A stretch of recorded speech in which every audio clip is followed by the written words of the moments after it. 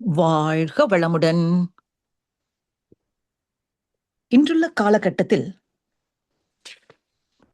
அரசியல் தலைவர்கள் மட்டுமல்ல, சாதாரணமான குடும்ப வாழ்வில் இருக்கும் எங்களை போன்றவர்கள் கூட இப்பொழுது நடக்கின்ற நாடுகளுக்கிடையேயான அதிகார போட்டி, உலகை ஆளும் ஆசை, ஆம், அல்லது தங்களுடைய ஆ, வியாபார மேன்மைக்காக மற்ற நாடுகளையும் அல்லல்படுத்தும் நிலைமை என்று நடக்கும் சண்டைகள், பொருளாதார நெருக்கடி, தாக்கங்கள் இவை போதாதென்று இயற்கையே நடத்தும் மழை வெள்ளம், பூமி அதிர்ச்சி என்ற அழிவுகள், தெரிந்தும் தெரியாமலும் நடக்கும் காட்டுத்தீ பரவுதல் போன்ற அனர்த்தங்கள், இப்படி பல சூழ்நிலைகளுக்கு மத்தியில் ஒரு சிலரால் மட்டும் எப்படி அமைதியான நிம்மதியான வாழ்க்கையை வாழ முடிகிறது என்று யோசித்து பார்த்தால் ஒன்று புரிகிறது. எப்படி முடியும் என்ற விளக்கம் எங்களுக்கு கிடைக்கும்.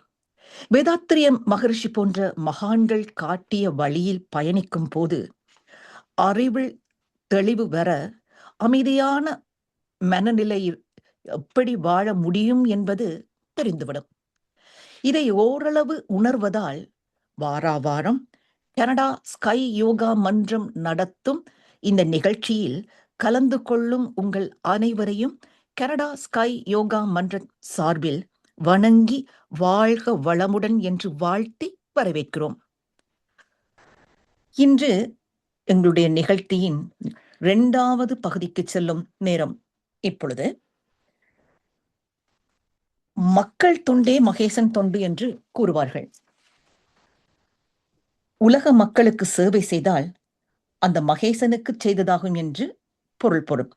அதாவது இறை தொண்டு செய்ய விரும்புபவர்கள், இறைவனுக்கு தேவையும் இல்லை, நாம் செய்ய வழியும் இல்லை என்றால், உலக மக்களுக்கு நாம் செய்யும் எல்லாமே சேவையோ உதவியோ அது அந்த இறைவனுக்கு செய்தது போல் ஏற்றுக்கொள்ளப்படுகிறது என்று கூறுவார்கள். இது போலவே உலக நலத்தை வேண்டி உலக நல தொண்டனாகவே தன் வாழ்க்கையை அர்ப்பணித்த மகரிஷியை தம் குருவாக போற்றும் வேதாத்திரிய ஞானாசிரியர்கள் தம் குருவிற்கு செலுத்தும் காணிக்கையாக உலக மக்களை வேதாத்திரிய வாழ்க்கையை வாழ்வதற்கு, அவர்களுடைய வாழ்க்கையை மேம்படுத்த தங்கள் குருவிடம் பெற்றதை மற்றவர்களுக்கு கொடுத்து குரு காணிக்கை செலுத்த விரும்புபவர்கள் அனைவருக்கும் தங்கள் தொண்டை ஆற்றி வருகிறார்கள். அந்த வழியில் வந்தவர்தான் இன்று எமக்கு ஞான களஞ்சியமும் கவிகளும் விளக்கமும் பாகம் 42 தர இருக்கும் முதுநிலை பேராசிரியர் வே. பழனிச்சாமி ஐயா அவர்கள்.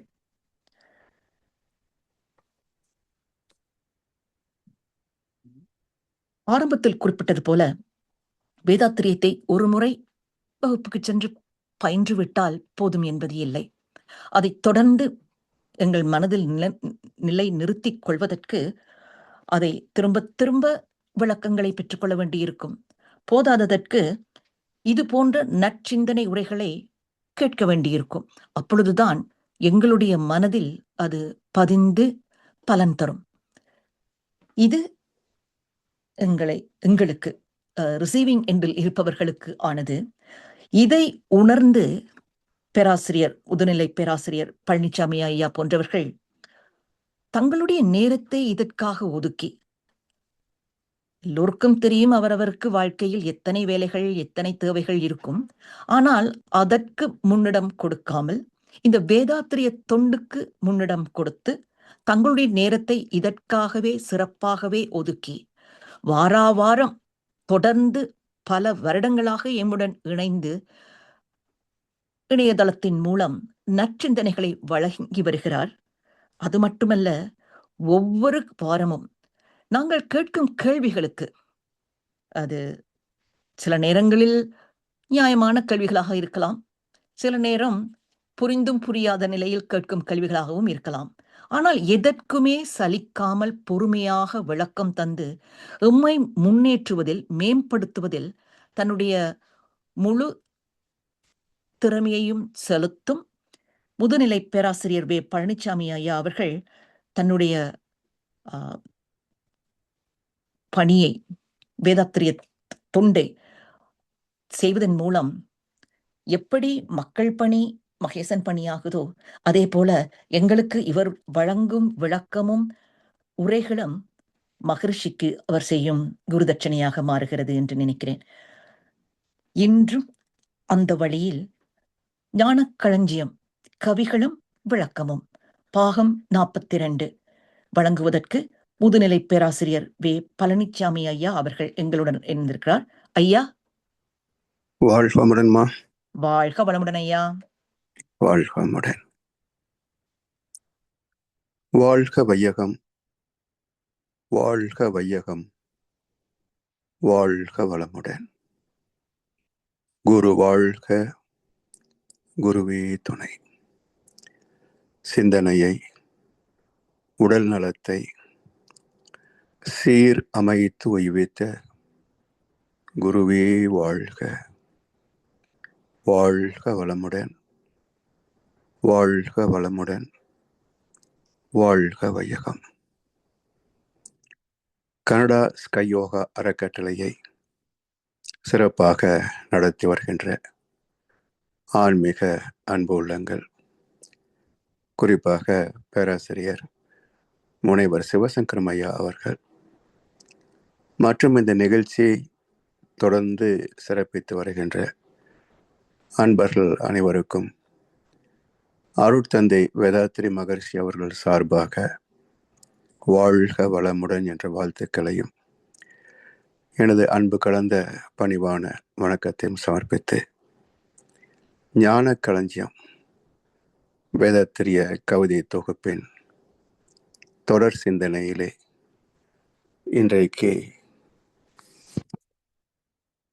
இறைநிலை எய்த வாரீர் என்ற தலைப்பிலே உள்ள கவியை நாம் சிந்தனையிலே பகிர்ந்து கொள்கின்றோம்.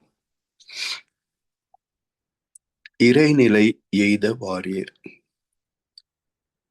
எப்போ இறைவன்கிட்ட போவாங்க? செத்து போன பிறகு சாமிகிட்ட போவாங்க. அப்ப மகரிஷி இறைநிலை எய்துவாருன்னு சொன்னா எல்லாரும் சாகலாமாங்கன்னு கூப்பிடுறாங்க. வளர் பெருமான் சொல்லுவார், செத்து இறந்து போய் கதியை பெற நினைக்கும் பேதரை போல் என்னை நினையேல். செத்த பிறகு போவதல்ல சிவலோகமோ வைகுண்ட பிராப்தமோ, அதெல்லாம் வாழ்கின்ற காலத்திலேயே அனுபவிக்கின்ற ஒரு தெய்வீக இன்பம். அந்த தெய்வீகத்தை பெறுவதற்காகத்தான் வள்ளலாரின் வாரிசாக மகிழ்ச்சி அவர்களும் இறைநிலை எய்த வாரீர் என்று இந்த உலக மக்கள் அனைவரையும் மதம், ஜாதி, நாடு என்ற பேதமில்லாமல் மனிதகுலம் முழுமையாக இந்த இறை இன்பத்தை பெறுவதற்காக அழைக்கின்றார். தனி மனிதன், மூலதனம், வியாபாரங்கள் சமுதாயத்தில் பலரை ஏழ்மையாக்கும். புனிதமெனும் தெய்வநிலை பரிணாமத்தால் பூரித்து நிகழ்ச்சிகளும் உயிருமாச்சு. மனிதன் வித்ததனில் உள்ள ஜீவகாந்த மாசக்தி திசை மாறல் முதுமை நோய்கள் இனிது உதவி வாழ பொருள் அருள் அரசு இணைந்தால் ஆம். இவை இந்நாள் பலர் கண்டுள்ளார் என்று இந்த கவி. தனி மனிதன், மூலதனம், வியாபாரங்கள் சமுதாயத்தில் பலரை ஏழ்மையாக்கும்.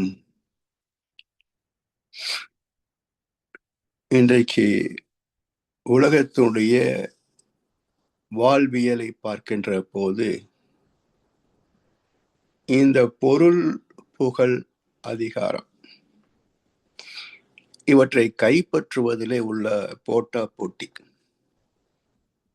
இதுதான் நாடுகளுக்கு இடையிலே யுத்தத்திற்கும் காரணம். ஒரு நாட்டுக்குள்ளேயே பல மாநிலங்களுக்கு இடையிலே நடக்கின்ற கருத்து வேறுபாடுகளுக்கும் காரணம்.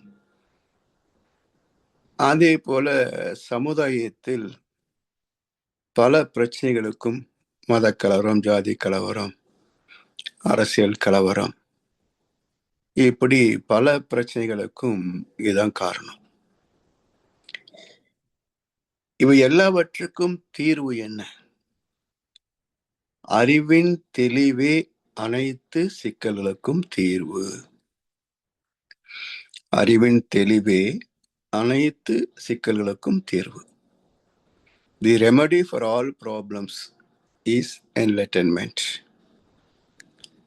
அந்த அறிவின் தெளிவுதான் இறைநிலை உணர்வு. அப்ப எல்லோரும் இறை உணர்வை பெற்றுவிட்டால் வாழ்க்கையின் நோக்கம், வாழ்க்கை முறை புரிந்து கொண்டு விட்டால் இறைவன் தந்த வளங்கள் எல்லோருக்கும் நிறைவாகவே, வளமாகவே, மிகுதியாகவே இருக்கும். இங்கே பற்றாக்குறையோ போட்டிக்கான காரணங்களோ கிடையாது. அப்ப அறிவை தெளிவுபடுத்தக்கூடிய வகை, அதையும் ஒரு கூட்டம் குத்தகைக்கு எடுத்துக்கொண்டது. நாங்க தான் அத்தாரிட்டி, கடவுளை பத்தி பேசணுமா, கடவுளை பத்தி விளக்கணுமா, நாங்க சொல்றதுதான் வேதம்.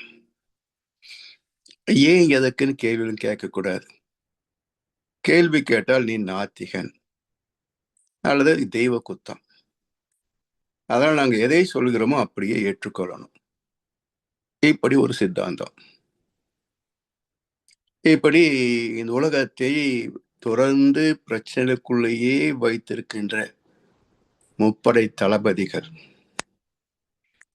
அரசியல், பொருளாதாரம், நம்பிக்கை வழிபாடுகள், இது ஆன்மீகம் சொல்லக்கூடாது, நம்பிக்கை வழிபாடுகள், இவற்றுக்கும் ஆன்மீகத்திற்கும் சம்பந்தமே கிடையாது. ஏன்னா ஆன்மீகம் என்பது அறிவியல் பாதை.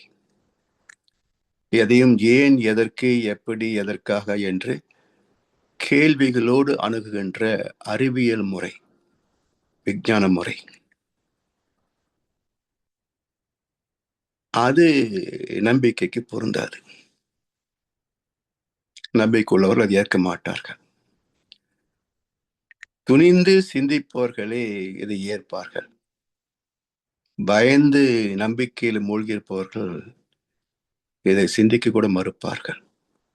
ஏதாவது ஆகிட்டா என்ன பண்றது என்ற பயத்திலேயே சிந்திக்கும் மறுப்பார்கள். விளைவு என்ன என்றால் தனி மனிதன் மூலதனம், வியாபாரங்கள். இப்போ மூலதனம், மூலதனம், அது கேபிட்டல் சொல்றோம் இல்லையா, அதைத்தானே மூலதனம் அப்படின்றாங்க. ஒரு தொழில் தொடங்க வேண்டும் என்றால் அதற்கான மூலப்பொருட்கள் வேணும், இயந்திர வசதிகள், மனித உழைப்பெல்லாம் வேணும். இவை எல்லாவற்றையுமே பண்ட மாற்று முறை கிடையாது. இப்போ பணம் கொடுத்து மாற்றுகின்ற முறைதான், கரன்சி மாற்றம் தான்.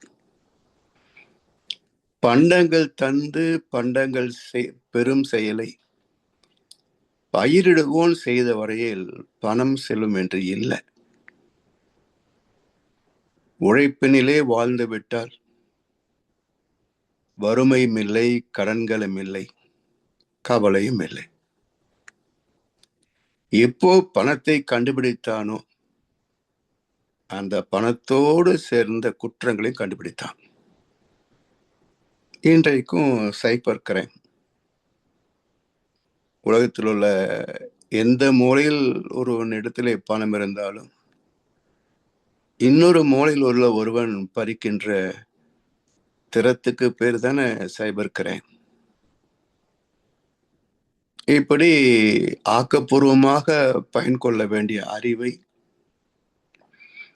மற்றவர் பொருளையும் சுதந்திரத்தையும் உரிமையும் பறிக்கின்ற செயலாக மாறுகின்ற போது தனி மனிதன் முதல் உலகம் வரைக்கும் எப்படி ஒரு நிறைவு, அமைதி, வளம், நட்பு, நலம் இருக்க முடியும்? அதனால் இந்த ப்ராப்பர்ட்டி ஓனர்ஷிப் சட்டப்பூர்வமாக அரசியல் சாசனத்தின்படி சொத்துரிமை என்று வந்தது பாருங்க, அது மிகப்பெரிய சறுக்கல். இது ஏன் வந்தது என்றால், உழைக்காமல் ஒன்றை பெற முடியும் என்றால் மனிதன் சோம்பேறி ஆயிருவான். அதனால் உழைப்பவனுக்கு என்று ஒரு அங்கீகாரத்தை தருவதற்காக சில வசதிகள், ஊதியம் என்றெல்லாம் நிர்ணயிக்க போய் அவற்றை பெறுவதற்காகவே பிறகு குறுக்கு வழிகளிலே முயற்சிகள் உருவாக இன்றைக்கு தகுதியற்றவர்களே தலைமை தாங்குகின்ற அளவுக்கு உலகம் சிதைந்து கொண்டிருக்கிறது. காரணம் என்ன? அந்த பதவியிலே கிடைக்கின்ற மரியாதை, கௌரவம், அந்தஸ்து. நினைத்த அளவுக்கு பணத்தை சம்பாதிக்கவும், புலன் வழி எத்தனை குற்றங்களை செய்தாலும் தப்பித்து கொள்ளவும் இவையெல்லாம் உதவுவதனால இந்த துறையிலே வெற்றி பெறுவதே சிறந்த திறமை என்று ஆகிவிட்டதனால இன்றைக்கு உலகெங்கும் தொழில் துறையிலே வளர்ந்து கொண்டே போவதும், அதிகாரத்துறையிலே வெற்றி தோல்வி என போட்டி பொறாமையிலே வாழ்வதும், இதுவே ஒரு வாழ்க்கை முறையாக உலகத்திலே அமைந்து போனது. ஏமாற்றுவதற்கும் வெட்கப்படுவதில்லை, ஏமாந்து போனாலும் அதை பற்றி கவலைப்படுவதில்லை. இப்படி ஒரு வாழ்க்கை முறையே ஏற்றுக்கொள்ளப்பட்ட வாழ்க்கை முறையாக இருப்பதை பார்க்கிறோம். சில இடங்கள்ல பரவலாக இருக்கும். இந்தியா போன்ற நாடுகளிலே இந்த போன்ற குற்றங்கள் கீழ்த்தட்டு முதல் மேல்தட்டு வரைக்கும் எல்லா இடத்திலும் விஷமாக பரவி கிடக்கும். நேற்றைக்கு ஒரு செய்தியை பார்த்தேன். இந்தியாவில மது பழக்கம் தென் இந்தியாவிலேயே 82% தென்னிந்தியர்கள் தான் அதிகமாக மது அருந்துகிறார்கள். இது எப்படி கண்டுபிடிக்க வேண்டிய அவசியம் என்ன என்றால், தங்கத்தின் வியாபாரம் குறைந்திருக்கிறது. அப்ப அந்த பணம் எங்கே போச்சு என்று தேடிய போது எல்லாம் மதுவிலே போச்சு என்று கண்டிருக்கிறார்கள். அப்ப மற்ற வடக்கு, கிழக்கு, மேற்கு மாநிலங்களை விட தென் மாநிலங்கள், தமிழ்நாடு, கேரளா, ஆந்திரா, கர்நாடகா, இவையே 82% நாட்டினுடைய மது விற்பனையிலே முன்னணி வகிக்கிறது என்று சொன்னால், இந்த குடிகாரர்களை வைத்துக் கொண்டு எப்படி சமுதாயத்தை நடத்த முடியும் பாருங்க.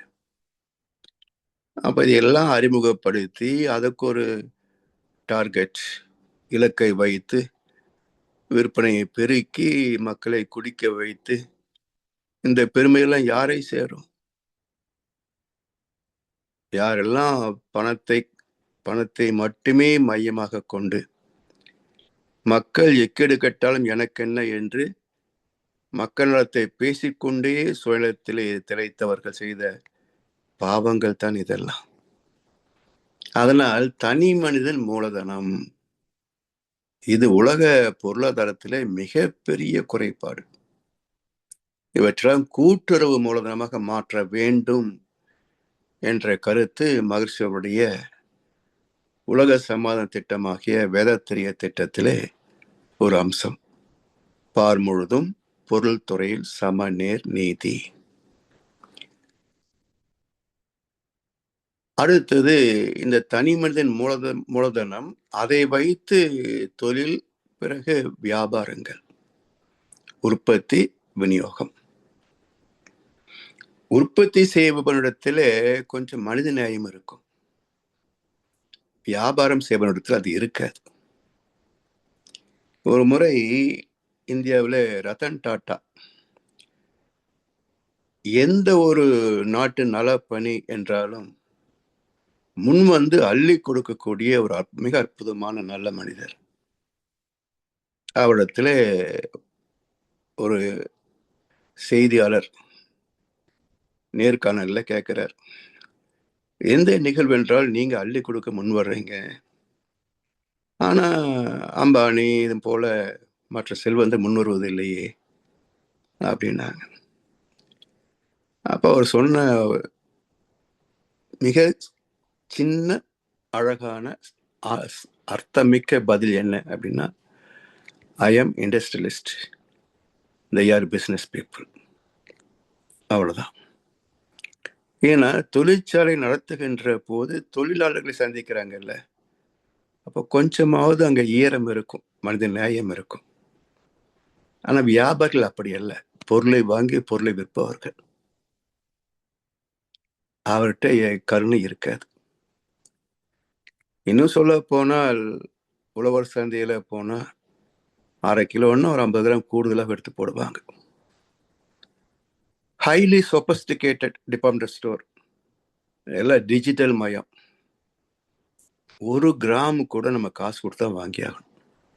அது துல்லியமா பில் போட்டுருமில்ல, 495 கிராம்னா அது கரெக்டா போடும். அரை கிலோக்கு மேல 5 கிராமா 1 கிராமா அதுக்கும் சேர்த்து சில பைசாக்களை கணக்கு போட்டுரும். அப்போ விவசாய இடத்துல இருக்கின்ற கருணை செல்வந்தனிடத்துல இருப்பது இல்லை. எல்லாம் கவர்ச்சிகரமா இருக்கும். கடை என்ன, ஏசி ஷோரூம் என்ன, டை கட்டின சேல்ஸ் பீப்புள் என்ன, எல்லாம் இருக்கும். ஆனா கருணை மனித நியாயம் மட்டும் இருக்காது. அதனால் இந்த தனி மனித மூலதனம் வியாபாரங்கள் சமுதாயத்தில் பலரை ஏழ்மையாக்கும். ஏழைகள் அப்படின்றதே காரணம் என்ன அப்படின்னா, உழைப்பவனுக்குரிய ஊதியத்தை சரியாக தராமல் இருப்பது. சரி, இந்த பக்கம் வாங்கிய சம்பளத்துக்கு ஒழுங்கா வேலை செய்யாதது. அதனால நபிகள் சொல்லுவார், உழைப்பவனுடைய நெற்றி வியர்வை உலர்ந்து போவதற்கு முன்னால் அவனுக்கு உரிய ஊதியத்தை தந்துவிடு. ஒரு வசனத்துல 2 பேருக்கும் அட்வைஸ். நெற்றி வியர்வை எப்போ வரும்? உண்மையாக உழைத்தால்தான் வியர்வை வரும். அது உலர்ந்து போவதற்குள் கூலி கொடுக்க வேண்டும் என்றால் அந்த முதலாளி கிட்ட மனித நியாயம் இருக்கணும், கருணை இருக்கணும். இப்ப 2மே சிக்கல். அதுதான் உலகத்தில் உள்ள பெரும் சிக்கல். என்ன என்றால், இந்த மனிதர்கள் பல விதம். எந்த சட்டத்தையும் போட்டு இவர்களை முறைப்படுத்தவே முடியாது. இப்போ பார்க்கிறோம், இது வரைக்கும் இல்லாத ஒரு மாற்றம் என்ன தமிழ்நாட்டில்னு சொன்னா, அரசியல் அந்த என்ன சொல்லுவாங்க, சட்டசபை அதை நேர்காணலாக டெலிகாஸ்ட்ல போட்டாங்க. இது வரைக்கும் நடக்காத ஒரு புதிய முயற்சி. அப்படி பார்க்கிற போது என்ன நடக்குதுன்னு பார்த்தீங்கன்னா, தன்னுடைய பெருமைகளை தான் பேசுறாங்களே தவிர அங்க அசம்பிளியில என்ன செய்யணும் என்ற இலக்கணமே உங்களுக்கு தெரியாது. என் கட்சி இவ்வளவு சாதிச்சதுன்னு பெருமை பேத்துதான் இருக்கிறாங்களே தவிர அது முடிஞ்சு போச்சு. இப்போ என்ன செய்யணும் அதுதானே சட்டசபையில பேசணும். அப்ப ஆளுங்கட்சி ஒரு திட்டத்தை சொன்னால் எதிர்கட்சி எதிர்க்கின்ற கட்சியாக இருக்கக்கூடாது. ஆளும் கட்சியின் திட்டங்களை பரிசீலனை செய்து அதுல ஏதாவது குறைகள் இருந்தால் அதை சுட்டி காட்டி அதை சீர்படுத்தக்கூடிய கடமைதான் எதிர்கட்சியை தவிர அங்க சட்டசபை பார்த்தா ஒரே கூச்சல் குழப்பம், சந்தைக்கடை மாதிரி இருக்கும். மக்களுக்கு ஒழுக்கத்தை போதிக்க வேண்டிய இவர்களே ஒழுக்க சீலர்களாக இல்லை என்றால் அப்புறம் தொண்டன் என்று சொல்லக்கூடிய அடிமைகள் எப்படி இருப்பாங்க?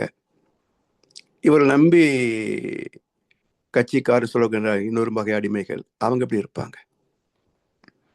இந்த பக்தன், ரசிகன், தொண்டன், இதெல்லாம் அடிமைகளுக்கு சொல்லப்பட்ட ஒரு கௌரவ வார்த்தை, அடிமைகளுக்கு வைக்கப்பட்ட ஒரு கௌரவ சொல், அவ்வளவுதான். சுயமா சிந்தித்தால் தவறுகளை சுட்டி காட்டணும், நன்மைகளை பாராட்டணும். அப்பதான் மக்களுக்கு எது தர்மம் எது அதர்மம் என்ற பேதமே பாகுபாடே தெரியும். இல்லை என்றால் அதர்மமே தர்மமாகி போகும்.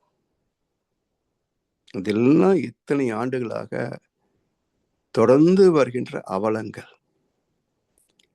இதை சீர்திருத்த வேண்டும் என்பது அவ்வளவு லேசான காரியமா பாருங்க. இதெல்லாம் மிக பெரும் சிக்கல்கள், மிக பெரும் பிரம்ம பிரயத்தனம். அப்ப யார் சிந்திக்கணும்? நாம் ஏழைகளாக இருப்பதற்கு யார் காரணம்? அதை சரி பண்ணினா ஏழ்மை நீங்கும். இது ஏதோ ஒரு தொகை கொடுப்பதனால் மட்டுமே ஏழ்மை நீங்கி விடுமா? நீங்க இது ஒரு வகையான கையூட்டல். இலவசமாக தருவது ஒரு வகையான கையூட்டல். இப்ப இதெல்லாம் நடப்பதற்கு காரணம் என்ன என்று சொன்னால், மக்கள் நலம் மக்கள் நலம் என்றே பேசுவார், தம் மக்கள் நலம் ஒன்றைதான் மனதில் கொள்ளுவார். பேசுதலும் தர்ம நியாயம்தான். ஒரு கோவையில ஒரு நிறுவனம் ஒரு நாளைக்கு 250 கோடி டர்ன் ஓவர். ஆனா எல்லாம் டிஜிட்டல் டிரான்சாக்சன் தான். ஆனா கணக்கு காட்டுவதோ வெறும் 125 கோடி. ஆனா இவர் பேசுற தர்மத்துக்கும் தத்துவத்துக்கும் குறைச்சல் இல்லை. அவ்வளவு அழகா பேசுவார். இது போல் எத்தனை பேர் நாம் பார்க்கிறோம்.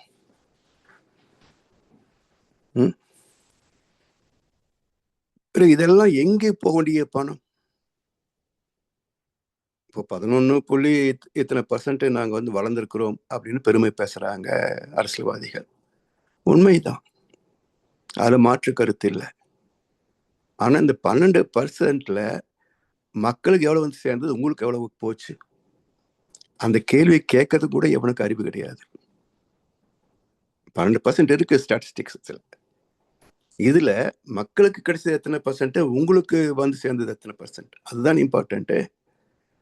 மக்களுக்கு ஒரு 2% கொடுத்துட்டு 10 நீங்க சுத்திட்டீங்கன்னா, இது நாங்க தான் ஒரு நாட்டிலேயே முன்னணி மாநிலம் பெருமை பாராட்டிக்க முடியுமா? அப்ப இந்த கேள்வி கேட்கணுன்றது கூட தோணலையே. இவங்கெல்லாம் மக்களுக்காக பாடுபடக்கூடியவர்கள்.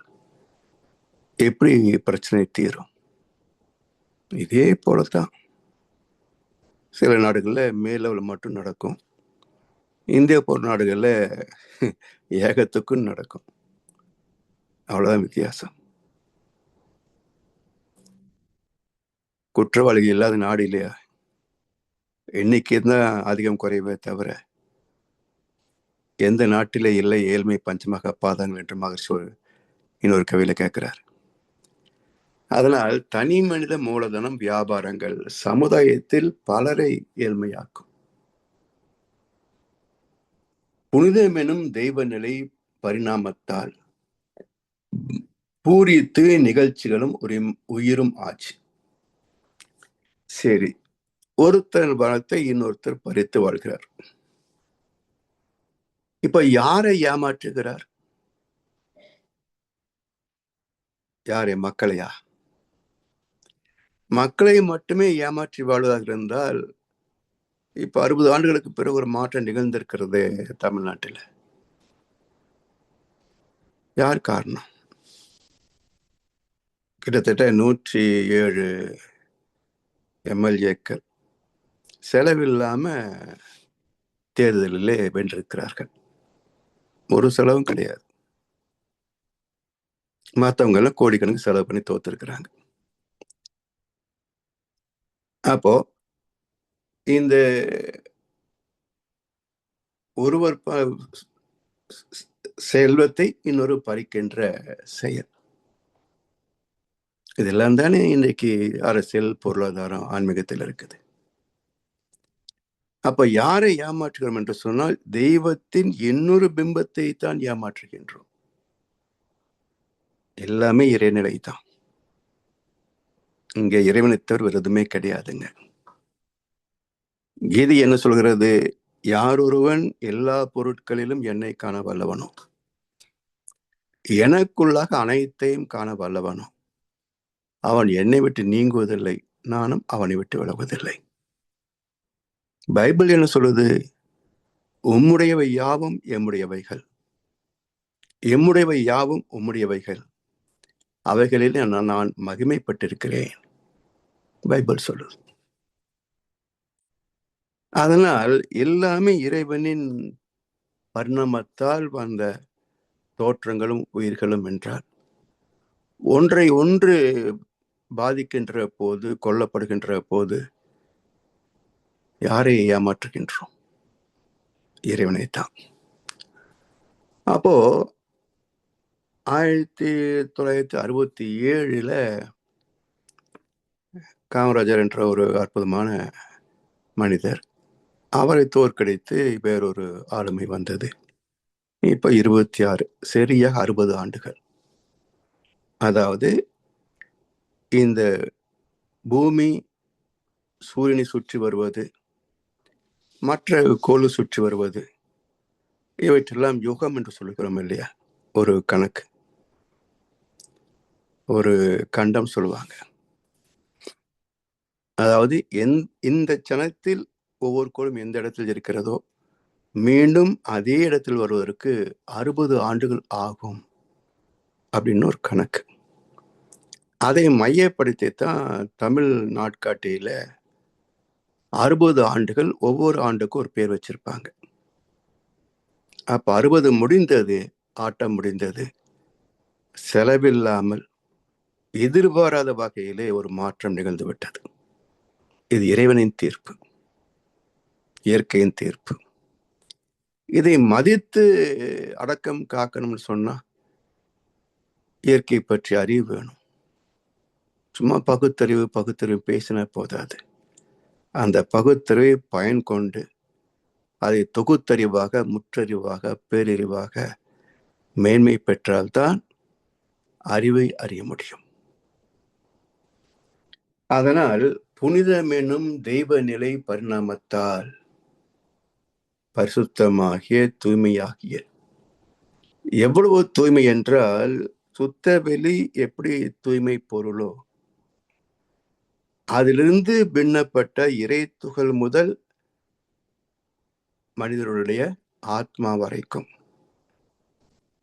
அந்த மூலத்தில் மையத்தில் இருக்கின்ற அறிவு இருக்க, அந்த அறிவு தூய்மையாகவே பயணிக்கிறது. அதில் எந்த இயக்கங்களின் தாக்கமும் உள்ள போக முடியாது. அதான் மையப்புள்ளி. இந்த நியூக்ளியஸ் சொல்றாங்க பாருங்க, அதை விட நுட்பமான ஒரு மையப்புள்ளி. அதான் அறிவு, இறைவனுடைய துகள். அதை சூழ்ந்திருப்பதும் இறைநிலையே தான். ஆனால் இது காந்த களமாக, காந்த ஆற்றல் திணிவு பெற்று உயிர் உடலாக, பருவுடலாக மூன்றும் இணைந்த மனித வாழ்க்கையாக, ஜீவன்கள் வாழ்க்கையாக இதிலே வான்காந்த நிலையில வந்த போது பஞ்சபூதங்களின் இயக்க நிலைகளாக. அப்ப எல்லாமே இறைவனை தவிர வேறு இல்லை. பரிணாமம், மேனிஃபெஸ்டேஷன், விபூதி யோகம் என்று கீதை பேசும். அப்ப இத்தனை வகையான தோற்றங்களும் ஒன்று போல் மற்றொன்று இல்லாத வகையிலே ஒவ்வொன்றும் ஒரு யூனிக் ஃபங்க்ஷனாலிட்டி. மனிதர்களும் ஒவ்வொருத்தரும் ஒரு யூனிக் பர்சனாலிட்டி. ஸோ இப்ப எல்லாமே தனித்தன்மையோடு அமைந்திருக்கிறது. இவ்வளவு தோற்றங்களை உயிர்ப்பிக்கின்ற இறைநிலை பேரறிவு இல்லை என்றால் இதால் நடத்த முடியுமா? அப்ப அப்படிப்பட்ட பேரறிவை இறைவனை அறிந்து கொள்ளவில்லை என்றால் இறை நீதி எப்படி புரியும்? இறை நீதி புரியாத போது நீதித்துறைகள் எப்படி தர்மத்தோடு இயங்க முடியும்? அவங்க ஏதோ கண்டம்ஸ் ஆஃப் கோர்ட்னு சொல்லி அதை குறை சொன்னாலே சிறையில போட்டுருவோம் அப்படின்னு ஒரு சட்டத்தை வச்சிருக்கிறாங்க. ஆனா இதுல யதார்த்தமான கருத்து என்ன சொன்னா, நீங்களும் நீதி தேவர்கள் இல்லையே, வானத்திலிருந்து பந்தம் பற்று பாசம் இல்லால் குதித்தவர்களா? நீங்களும் ஒரு தாய் தந்தைக்கு பிறந்த மனிதர்கள் தானே. உங்களுக்குள்ளேயும் ஆசா பாசம் இருக்கு, பயம் இருக்கு. அப்ப நீங்க எப்படி நீதி தேவர்களா வைங்க? ஒரு சட்ட புத்தகத்தை வைத்து ஒரு குறிப்பை வச்சு ஒரு நீதிபதி தீர்ப்பு கொடுக்குறீங்க. அப்போ நீங்க எப்படி விமர்சனத்துக்கு அப்பாற்பட்டவர்கள் என்று நீங்களே ஒரு பாதுகாப்பு வளையத்தை ஏற்படுத்திக்கிறீங்க? இதெல்லாம் சட்டத்தினுடைய ஓட்டை தான் இது. இது போல தெய்வ நீதியும் புரிவதில்லை, சமுதாய சட்டமும் தெய்வ நீதிக்கு ஒத்ததாக இல்லை. அப்ப யார் பாதிக்கப்படுகிறார்கள்? வீட்டோட ஒரு 50,000 ஒரு லட்சமோ திருடுனா அவனை பெரிய திருடுன்னு சொல்லி ஜெயில போட்டுறான். 1,00,000 கோடி, 2,00,000 கோடி, 5,00,000 கோடி, 10,00,000 கோடி திருடுனா அவனை பிடிக்கவே முடியாம காவல்துறையும் நீதித்துறையும் திணறுது. இப்ப எங்க நீதி தேடுவது? அதனால மகர்ஷி 14 திட்டத்துல நேர்மையான நீதி முறை என்ன? நீதியே நேர்மையாக இருக்கணும். அது இல்லை என்பதனால மகர்ஷி என்ன சொல்றாங்க? நேர்மையான நீதிமுறை அது வரணும் அப்படின்றார்.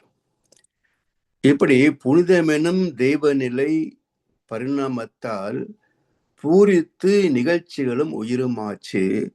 அதனால் எந்த ஒன்றை மதித்தலும் மிதித்தலும் வேண்டாம். எல்லாவற்றையும் காப்பதுதான் நம் கடமை, பராமரிப்பதுதான் நம் கடமை. ஒருவருக்கொருவர் ஒன்றுக்கொன்று ஒத்து உதவி வாழ்வதுதான் இயற்கை விதி. இதுல உயர்ந்தவர்களும் கிடையாது, தாழ்ந்தவர்களும் கிடையாது. இதை பரிணாம நீதியை புரியாமல் பேதம் மறையுமா? மறையாது.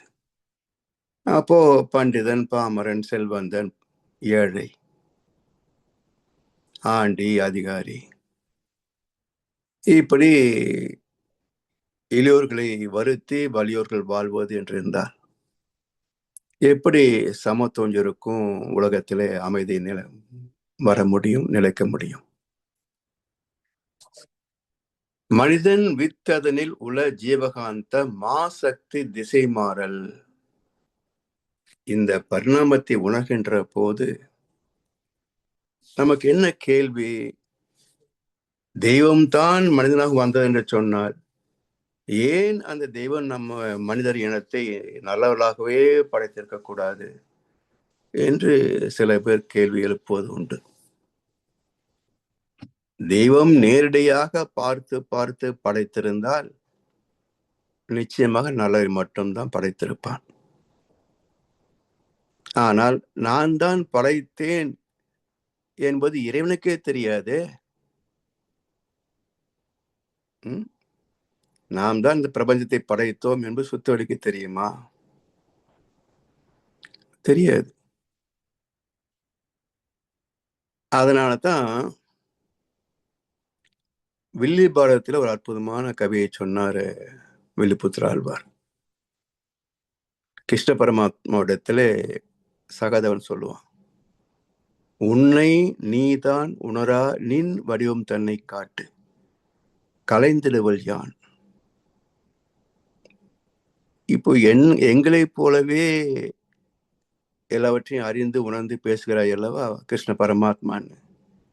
இது உன் அசல் வடிவம் அல்ல, இது தோற்ற வடிவம், பரிணாம வடிவம். இந்த பரிணாமத்திற்கு மூலமாக இருந்தாயே நீ ஆதிசிவமாக, அதை காட்டு, நான் பிடிக்கிறனா இல்லையான்னு பார்த்துக்கலாம். அப்போ சாஸ்திரங்களே என்ன சொல்லுகின்றன? சுத்தவெளி, உணர முடியாத தெய்வம். வேதத்திலே மகிழ்ச்சி என்ன சொல்றாங்க? சுத்தவெளி தன்னை உணர முடியாது, உள்ளது மலர்ந்தது உலகங்களாய் உயிர்களாய். அங்க இருந்தது எழுச்சி பெற்றது. நான் தான் எழுச்சி பெற்றேன் என்று தெரியாது. அதனாலதான் அதே தன்மை இங்க நம்ம காட்டுறாங்க. நான் தான் செய்தேன் என்று நினைத்தால் அது கர்மா. நான் அல்ல, எல்லாம் இறைவனே என்னை செய்ய வைக்கிறான் என்றால் அது கர்ம யோகம். அப்ப யோகம் என்பது இறைநிலையோடு இணைந்த நிலை. அதனால் சுத்த வெளிக்கு தான் கர்த்தா என்பதே தெரியாது. பரமாத்மா என்ற உணர்கின்ற நிலை வந்த பிறகுதான் அந்த தெய்வமே உணர்கின்ற சிறப்பை பெறுகிறது. அதனால்தான் இறைவனுக்கு இத்தனை பெயர்கள். ஏன் பரமாத்மான்னு பேர் வச்சாங்க? ஆத்மா என்றால் சென்சிங் ஃபேக்கல்ட்டின்னு அர்த்தம். உணர்கின்ற ஜீவன், உணர்கின்ற ஆற்றல். அப்போ உடல் அளவிலே வருகின்ற போது ஜீவன், உடலுக்கு மூலம் ஜீவகாந்தம். அதனால் பரமாத்மா என்பது தூய்மையான ஜீவகாந்தம். 8 முதல் 13 அலைவேகம். ஜீவன்கள் என்றால் நுண்ணுயிர் முதல் மனிதன் வரைக்கும் எல்லாமே 14 முதல் 40 அளவுக்கு உள்ளாகத்தான் அடங்கும். இந்த 27 நிலைகளுக்கு மேல கீழே கிடையாது ஜீவாத்மாவும் அனுபவங்களும். அதனால் சுத்த வெளியாகவே பயணிப்பதனால புனித மண்ணும் தெய்வ நிலை பரிணாமத்தால் பூரித்து நிகழ்ச்சிகளும் உயிரும் ஆச்சு. அப்படி வந்த பரிணாமத்துல நுண் உயிரிலே தொடங்கியது உணர்கின்ற சிறப்புடைய ஜீவன் என்ற ஒரு புது நிகழ்வு.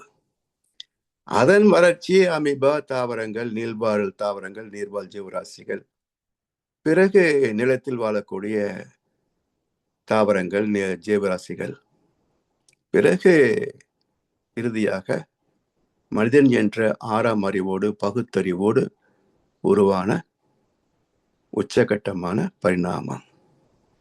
மனிதனுக்கு மேல பரிணாமம் நிகழவில்லை. அதோட முடிஞ்சு போச்சு. ஏன் அதோட முடிஞ்சு போச்சு என்றால் இறைநிலை எழுச்சி பெற்று பஞ்சபூதங்களாச்சு. அந்த பஞ்சபூதங்களின் அழுத்தம், ஒளி, சுவை, மனம் இவற்றை உணர்கின்ற வகையிலே 5 அறிவு ஜீவன்கள் ஆச்சு. இப்ப சுத்த வெளி இருக்கு இல்லையா, இறைவன் இருக்கிறானே, அந்த இறைவனை அறியக்கூடிய திறத்தோடு வந்த இனம்தான் மனிதம். அதனால் பகுத்தறிவுக்கு மெய்யறிவு என்று ஒரு பேர் இருக்கு. இறைவனை அறியக்கூடிய ஆற்றல், வாய்ப்பு, திறம் மிக்கவன் மனித இனம் மட்டுமே. அதனால்தான் தெய்வங்களை குறிப்பிடுகின்ற போது மனித வடிவத்திலேயே சிலைகளை வடித்தார்கள். புராணங்களை பேசுகின்ற போதும் மச்சாவதாரம் என்றால் மீன் உடல், மனித தலை. நரசிம்ம அவதாரம் என்றால் மனித உடல், சிம்மம் தலை. மகிஷாசுரன் என்றால் மனித உடல், எருமை தலை. அப்ப மனித உடல் இணைப்பு இல்லாத இறைவனே கிடையாது. ஏன் அப்படி படைத்தார்கள்? ஞானிகள் தான் உருவாக்கினாங்க சிலைகளை எல்லாம். இது போன்ற தெய்வம் எங்கேயும் கிடையாது. இது போன்ற உருவங்களிலே தெய்வம் என்று எங்கேயும் கிடையாது. அப்ப ஏன் உருவாக்கினார்கள்?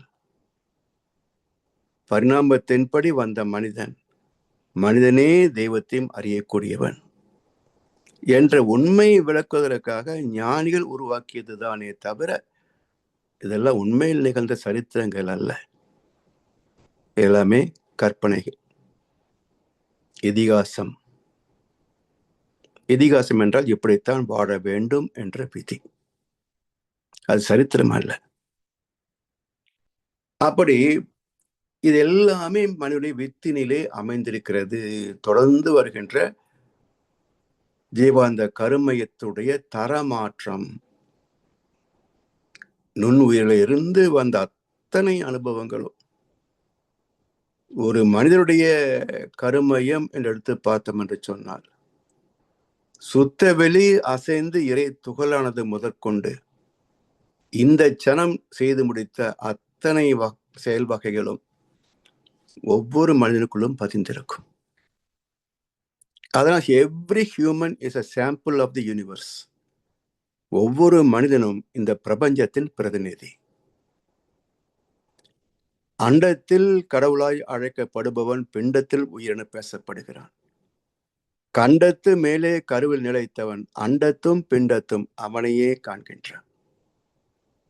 இறைவனை தவிர எதுவுமே கிடையாது. அறியக்கூடிய ஜீவன் தான் மனிதன். அப்ப மனிதர்களே ஒருத்தருக்கு ஒருத்தர் ஏமாத்திக்கிறாங்க.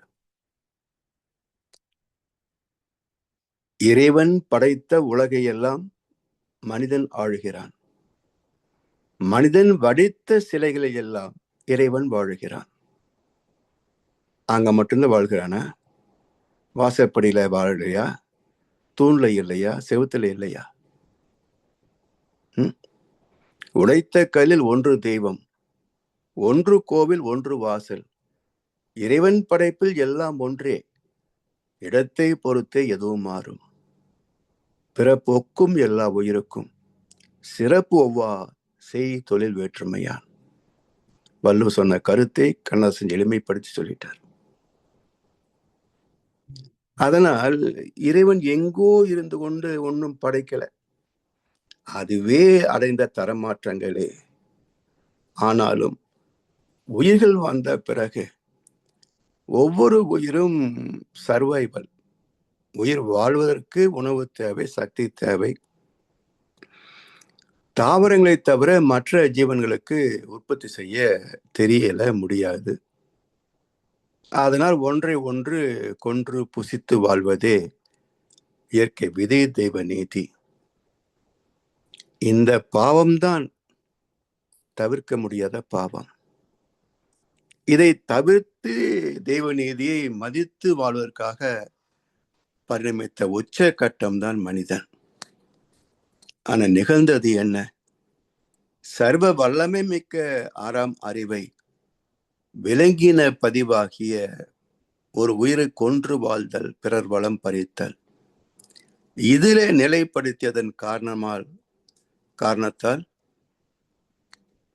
மனிதன் இஸ் மோஸ்ட் சொபஸ்டிகேட்டட் அனிமல். மிக அற்புதமான ஒரு விலங்கு. எந்த விலங்கும் செய்யாத பாவத்தை இந்த விலங்கு செய்யும். எந்த விலங்கும் செய்யாத பாவத்தை இந்த மனித விலங்கு செய்யும். அதுதான் கண்ணதாசன் ரொம்ப அழகா ஒரு பாட்டுல சொல்லுவார். அதிகமாக படிச்சு மூளை கலங்கி போச்சு, அணுகுண்டத்தான் போட்டுக்கிட்டு அழிஞ்சு போகலாச்சு.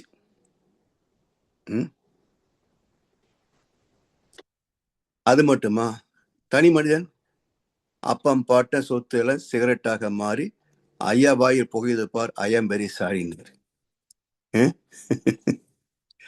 இப்படி சிகரெட் பழக்கம், மது பழக்கம், தேவையில்லாத பழக்கங்கள் இதெல்லாம் யார் உருவாக்குறாங்க? பணம் சம்பாதிக்கணும்னு ஆசைப்பட்டவன் தான் உருவாக்கி வச்சான். அப்ப இதெல்லாம் புரிந்து கொள்ள வேண்டும். நம்முடைய ஜீவாத்மா அல்லது வித்து என்பது வெறும் தெய்வீகம் மட்டுமல்ல, சாத்தான்களும் அங்கத்தான் இருக்கிறாங்க. இதுல எவ்வளவு தெய்வீகம், எவ்வளவு சாத்தான் தனம் அப்படின்னா, தெய்வீகம் ஈனஸ்வரத்துல முழங்கிக்கிட்டு இருக்குது. சாத்தான்களின் ஆட்டமே பெரும் பகுதியா இருக்குது. அதனால் இன்றைய மக்களுக்கு தர்மத்தை பேசினாலே பிடிக்கிறது இல்லை, கேட்கவே வெறுக்கிறார்கள், விரும்புவதும் இல்லை. மன்றத்துக்கு வருவாங்க, மனவளக்கலை மன்றத்துக்கு. எப்போ பிபி ஏறும்போது தவம் செஞ்சா பிபி குறைன்னு சொன்னாங்க சார், எனக்கு தவம் சொல்லி கொடுங்க. எத்தனை நாள் சார் பிபி சரியா போகும்? இப்படி வந்த எல்லாரையும் நான் திருப்பி டாக்டர்கிட்ட தான் அனுப்பியிருக்கேன். இங்கே இல்லைங்க, நீங்க மருத்துவர்கிட்ட போய் மருந்து வாங்கிக்கிங்க. ஏன்னா தவம் என்றால் என்னன்னு புரிந்து கொள்வதற்கே சில வருஷங்கள் ஆகும். அப்ப தவம் செய்வதற்கு மேலும் சில வருஷங்கள் ஆகும். நீங்க வரும்போதே எஸ்டிமேட் போட்டுக்கிட்டு வந்து எப்போ எனக்கு பிபி சரியா போகும்னு சொன்னா நாங்க என்ன ஆஸ்பத்திரியில நடத்துறோங்க? அதனால நீங்க அங்கேயே போடுங்க, எல்லாம் சரியாகாதுங்க. அதனால் இவங்க வந்தாலும் உடல் நோய்கள் பிரச்சனைகள் இதுக்குத்தான் வராங்களே தவிர அறத்தின்படி வாழ்வதற்கு என்னை நான் பக்குவப்படுத்திக் கொள்ள வேண்டும் என்று வருகின்ற அன்பர்கள் மிக குறைவு. எல்லாம் மன்றம் நடத்தி 25 வருஷம் பார்த்த அனுபவங்கள். எத்தனை பேர் தீட்சை கொடுத்தாச்சு, எத்தனை பேர் ஆசிரியர் ஆக்கியாச்சு, எத்தனை பேர் ஓடி போயாச்சு. எல்லாம் பார்த்த அனுபவங்கள் வச்சுதான் சொல்றோம். அதனால மனிதனின் வித்ததனில் உள்ள ஜீவகாந்த மாசக்தி திசை மாறல். எப்படி திசை மாறுச்சு? கேது மாதிரி மேல போகணும், அது ராகு மாதிரி கீழே வந்துருச்சு.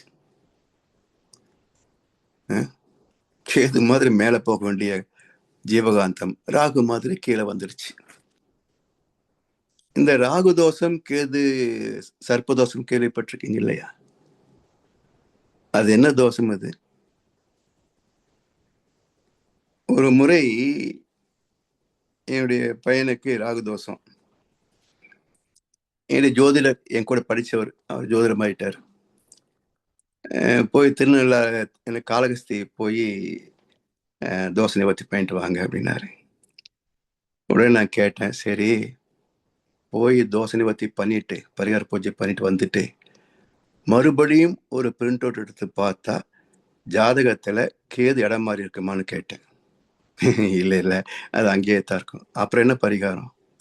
ஒரு ஆறுதல் தான், ஒரு நம்பிக்கை தான் அப்படின்னாரு அவரு.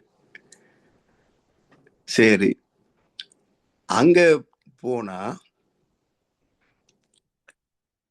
அந்த 2 சிலை வச்சு வேடிக்கை காட்டினாங்க, பூஜை எல்லாம் பண்ணி வேடிக்கை காட்டினாங்க. அந்த பக்கம் சுபத்துக்கிட்ட ஒரு டிஜிட்டல் போர்டு வச்சிருந்தாங்க. அந்த டிஜிட்டல் போர்டு பார்க்கிற போது ராகு தோஷம் என்று போட்ட இடத்துல கீழே மனித உடல், கழுத்துக்கு மேல 5 தலை பாம்பு. கேது சர்ப்பதோஷம், அந்த இடத்துல ஒரு பாம்பு, அவருடைய தலை ஒரு ஞானியின் தலை. நமக்கு வேதத்திலும் தெரியும் இல்லையா? இத பார்த்தோன்னே டக்குன்னு புரியுது என்ன சொல்ல வந்தாங்க.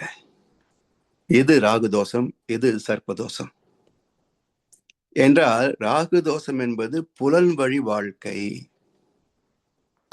புலன் வழி வாழ்க்கை எப்படி மனித உடலாக வந்தான், ஆனா தலையில் இருக்கிறது 5 தலை பாம்பு. பேராசை, சினம், கடும்பற்று, முயற்ற பால் கவர்ச்சி, உயர்த்தால் மனப்பான்மை, வஞ்சம், இந்த 6க்கு மூலமாகிய 5 புலன்கள். அப்போ 5 புலன்கள் மூலமாக செய்கின்ற பாவங்களே ராகு தோஷம். இதுக்கு தீர்வு என்ன? காலகஸ்தியா இருக்கு. தகுந்த குருவிடத்திலே வந்து குண்டல் யோகத்தை எழுப்பி, குண்டல் சக்தி மேல எழுப்பி ஞானம் பெற்றால், அந்த ஒற்றை பாம்பு எதை காட்டுதுங்க? குண்டலினி சக்தி, செர்பன்ட் பவர். அது ஞானியின் தலை, பாம்பு தலை கிடையாது. அப்ப குண்டலினி சக்தியை மேல எழுப்பினால், துரியத்தில் ஞானம் பெற்று விட்டால் அவன் கேதுவாக, கேதுக்கு என்ன சொல்லுவாங்க ஜோதிட சாஸ்திரத்துல? ஞானகாரகன். ஞானத்துக்கென்று உள்ள ஆற்றல் கேது. அப்படி மேலே போக வேண்டிய அறிவு கீழே திரும்பிடுது, புலன் வழி வாழ்க்கை. அதனால் பெற்ற பதிவுகள் எல்லாமே உடல் சார்ந்த பதிவுகளாக இருக்கிறது தவிர அறிவு சார்ந்த பதிவுகள் மிக குறைவு. எத்தனை கனவு வருதுங்க! ஒரு நாளாவது தவம் செய்தது போல் கனவு வருதா பாருங்களேன். எத்தனை கனவுகள்! ஒரு கனவுக்கு ஒரு கனவு தவம் செய்தது போல் வந்திருக்கா? அப்ப என்ன அர்த்தம்? நம்முடைய கர்மத்தில் இருப்பது எல்லாமே புலன் சார்ந்த அனுபவங்கள். ஆன்மீகம் சார்ந்த அனுபவம் மிக குறைவு. நாம் தவம் செய்யறோம், 30 வருஷம், 32 வருஷம், 4 வருஷம் ஆச்சு. என்னைக்கோ ஒரு நாளைக்கு வருதே தவிர அடிக்கடி வருதா பாருங்க. உண்மையிலேயே அப்படி கனவுல தவம் வந்து விட்டால் அது நம்மை மறந்த நிலை இல்லையா? அன்றைய நாள் முழுக்க ஒரே மிதப்பு தான். தெய்வீகமான அனுபவமாக இருக்கும். எந்த பேதமும் தெரியாது. ஆண் பெண் பேதம் கூட தெரியாது. அவ்வளவு சுகமான அனுபவம். அப்ப ஏன் வருவதில்லை? அப்ப இதுவே ஆதாரம் நம்ம கிட்ட இருக்கிற பதிவுகளிலே லௌகிகம் உடல் சார்ந்த பதிவுகளே பெரும் பகுதி. உண்மையான ஆன்மீகம் சார்ந்த பதிவுகள் மிக குறைவு. அதனால் இந்த ஜீவன் சக்தி திசை மாறல் என்னாகுது? உடலை புலன்வழி வாழ்க்கையில செலுத்துகின்ற போது உடல் நலம் கெடுது. முதல்ல கண்டதை தின்னா உடம்புக்கு வியாதி தானா வந்துடும். மருந்தென வேண்டாவாம் யாக்கைக்கு அருந்தியது அற்றது போற்றி உணில் என்று இலக்கணம் தந்தார் வள்ளுவ பெருந்தகை. உடம்புக்கு வியாதியே வராதுன்ட்டார். எப்போ? அருந்தியது அற்றது போற்றி உணில். அருந்துதல் அப்படின்னா வாயில போட்ட ஒரு கவலம் உணவை 32 முறை மெல்லணும். அப்படி மென்றால் அது முற்றிலும் குழம்பாக சாராக மாறி போகும். அதாவது 50% செரிமானம் வாயிலே நிகழ்ந்து போகும். அது இரைப்பைக்கு போச்சுன்னா மீதியும் முடிஞ்சிடும். அப்ப சத்து மட்டுமே குடல் பகுதியிலே பயணிக்கும். ஆனா விழுங்குனா அப்படியே தொப்பு தொப்புன்னு விழுகும் இரைப்பையில. அது கேட்கும் மேல பார்த்து, ஏய் இப்படி உள்ள கொட்டிக்கிட்டே இருந்தா எவன்டா இங்க செரிக்கிறது? நீ பாட்டு உள்ள தள்ளிக்கிட்டே இருக்கிற. இரைப்பைக்கு வாய்ந்த அப்படிதானே கேட்கும். அதனால் மருந்தென வேண்டாவாம் யாக்கைக்கு அருந்தியது அற்றது போற்றி உணில். இப்படி இந்த புலன்வழி வாழ்க்கையில எல்லா நோய்களையும் பிரச்சனைகளையும் நாம தான் விலை கொடுத்து வாங்குறோமே தவிர எதுவும் தானாக வருவதில்லை. வந்ததுக்கு அப்புறம் கோயில் சுத்த வேண்டியது. இந்த கோயில போன இந்த வியாதி போகும், அந்த கோயில போன அந்த வியாதி போகும், ஒரு புறம் சுத்த வேண்டியது. அறிவு கொடுத்தான் இறைவன், அதை பயன்படுத்த வேண்டாமா? அங்க போனா என்ன சொல்லுவான்? நான் தான் உனக்கு அறிவு கொடுத்துருக்கேன்டா, ஏன்டா என்ன தொந்தரவு பண்றேன்பான். கோயிலுக்கு விக்கிரகம் பேசச்சு வச்சுங்களேன், என்ன பேசும்? நான் தான் அறிவு கொடுத்துருக்கேன்ல, அதை யூஸ் பண்ணாம ஏன்டா என்ன தொந்தரவு பண்ண சொல்லுமா இல்லையா?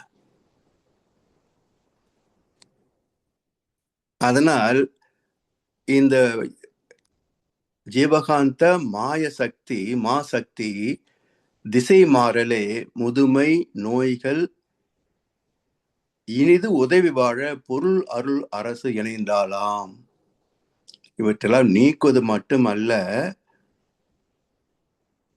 இனிது உதவி வாழ பொருள் அருள் அரசு இணைந்தால் 3 துறைகள்: பொருள் துறை, அருள் துறை, அரசியல் துறை.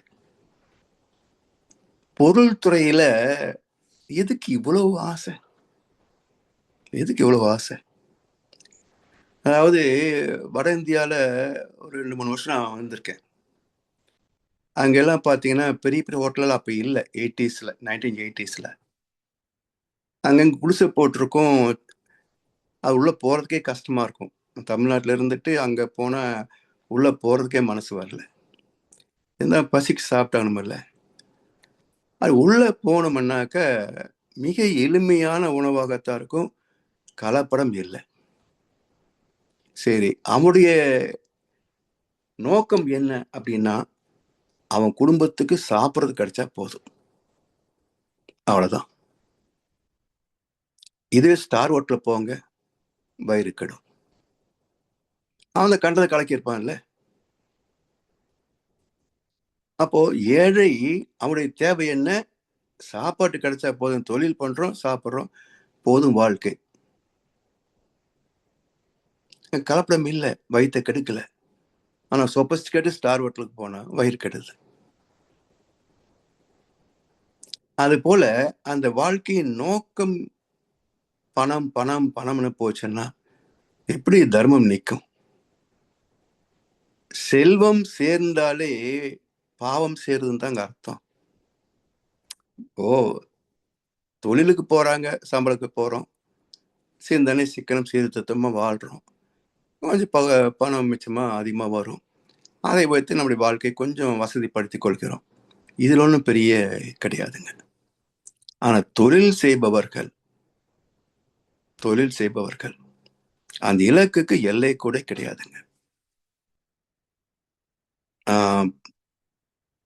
நேரடியா பார்த்துருக்கேன். மில்லிலிருந்து துணி வருகின்ற போது, நானும் சில நாள் அதில் ஒர்க் பண்ணியிருக்கேன், டெக்ஸ்டைல் இதில். சார்ட் நம்பர்னு சொல்லுவாங்க. சார்ட் நம்பர் அப்படின்றது என்னன்னா, அந்த நூலின் தரத்தை வைத்து நிச்சயிக்கின்ற ஒரு அடையாள எண் தான் சார்ட் நம்பர். அதில் நெய்த பிறகு பிரிண்டிங் டிசைன் நிறைய நிறைய போடுவாங்க. சில டிசைன் வந்து ரொம்ப கவர்ச்சியா இருக்கும், பார்த்தோன்னே டக்குன்னு எடுத்துருவாங்க. அப்படியே ரேஞ்ச் வரும், சிலது வந்து அவ்வளவு போகாது. அப்போ அந்த கடைக்காரரு ரேட் போடுறாரு. 36 ரூபாய்க்கு வாங்கின ஷார்ட் நம்பர் எல்லாம் ஒரே 36 ரூபா தான் மீட்டர். அந்த நல்ல கேச்சிங்கா இருக்கு பாருங்க, அது 200 ரூபாய் ரேட்டு. அப்படியே 170, 80, 50, 100, 100 கிலோ ரேட்டே கிடையாது. அப்போ 30 ரூபாய்க்கு வாங்கின மீட்டர் வாங்குற அந்த துணியை 100 ரூபாய் குறைந்தபட்சம். நல்ல உடனே ஃபாஸ்ட் மூவிங் வருது 200 ரூபாய். இப்போ எவ்வளவு லாபமாச்சுன்னு கணக்கு பாருங்க. அதனால நான் வங்கியில் இருந்ததுனால ஒவ்வொரு வியாபாரியும் எவ்வளவு திருடுவான்றது எனக்கு தெரியும். கஸ்டமருக்கு தெரியாதுங்க. அதான் சொல்லுவேன், திருட்டு என்பது இலக்கணம் கிடையாது. காவல்துறையில யார் திருடன் என்று சொன்னால் அவங்களுடைய இலக்கணமே வேற. ஆனா அந்த கான்செப்ட் ஒண்ணுதான். எது திருட்டு? வீட்டுக்குள்ள புகுந்தான், நமக்கு தெரியாது, வீடு பூட்டிட்டு வந்திருக்கோம், எல்லாம் லாவிட்டு போயிட்டான். அப்போ வீட்டுக்காரனுக்கு தெரியாமல் எடுத்துக்கொண்டால் அது திருட்டு. இதான் இலக்கணம், இதுதானே காவல்துறைக்கு இலக்கணம்.